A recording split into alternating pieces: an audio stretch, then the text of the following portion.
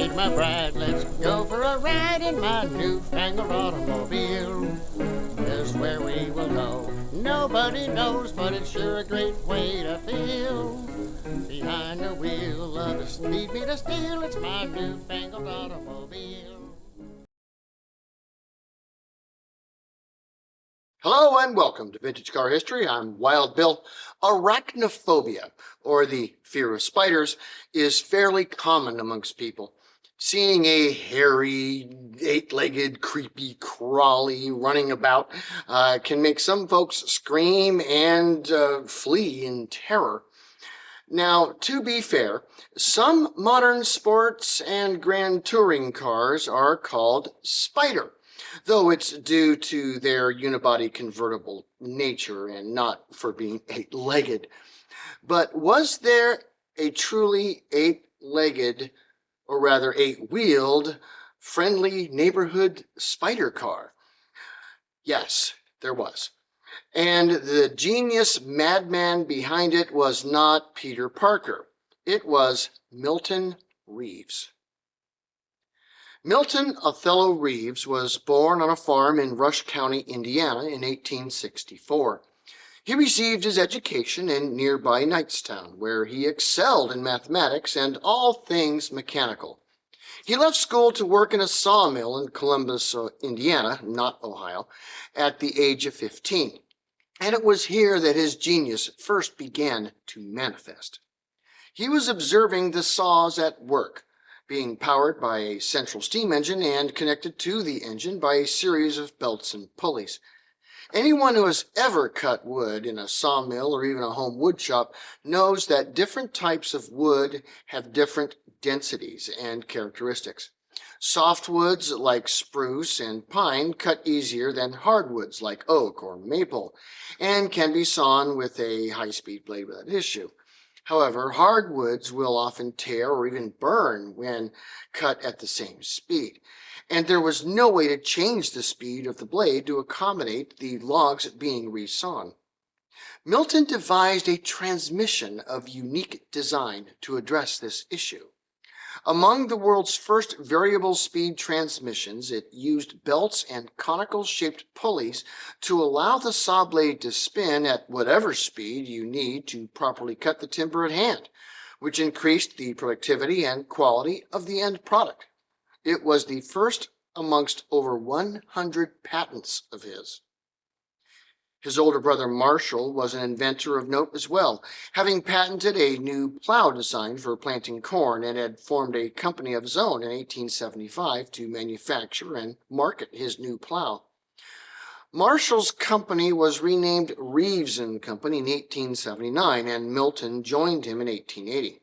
Another brother, Gurney, joined as well. In 1888, the three formed a new company, the Reeves Pulley Company, to exploit the variable transmission of Milton's design. Reeves had heard of the recent invention of Europe, the automobile, and became quite fascinated with it. He began to work on a design of his own, which he would call the motocycle. It was not a motorcycle, but rather a four-wheeled car, and amongst the first to be designed and built in the USA. This car would take to the road in 1896, before even the body and coach work were finished, to test both the engine and the transmission. And the test was reasonably successful. He drove it into Indianapolis, making an average of 15 miles per hour, and was probably the first car to be driven in the city. Yet Reeves wasn't entirely happy with it, as it was rather noisy and made lots of smoke. So to combat this, he modified the exhaust system and essentially invented the dual exhaust system found on high-end sports cars to this day. And then depression set in. Milton had used somebody else's engine for his car, a Since gas engine that was being made out in Springfield, Ohio.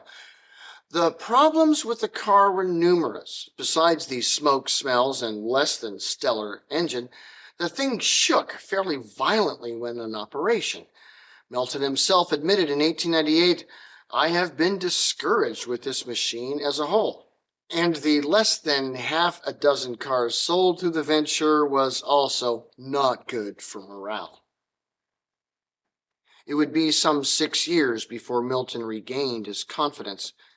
He designed his own T-head engine of some 12 horsepower, air-cooled at that, and mated it to his transmission and chassis.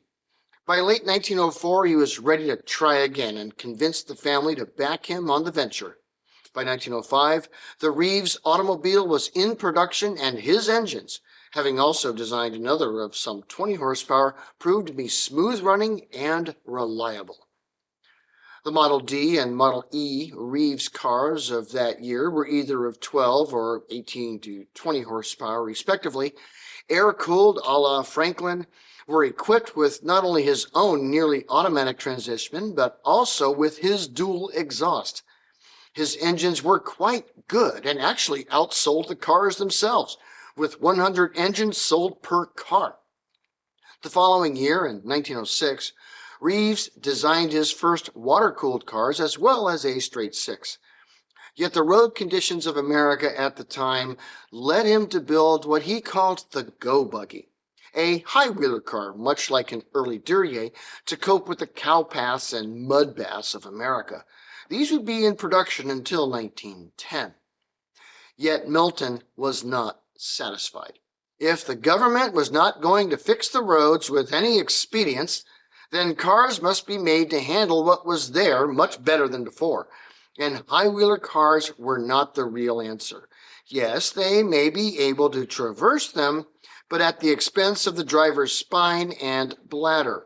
There had to be a better way, and Reeves looked into the rail car, the Pullman to be specific.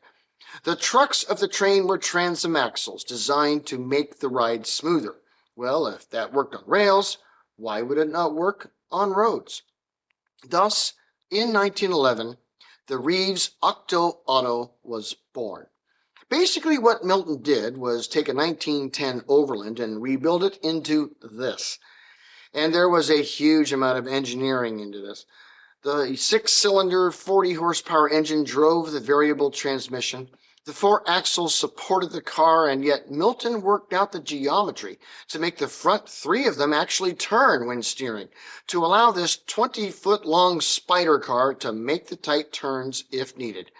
And the transom axles provided the cushion to make trundling along the rutted cart paths of America tolerable for the driver and passengers. This was not a cheap car, some $3,200 at the time, which was the equivalent of you paying $103,676.29 today. Thanks, Jay. He made a 6-wheeled version, which was an astonishing $4,500, and even a 20-passenger bus was in the offing.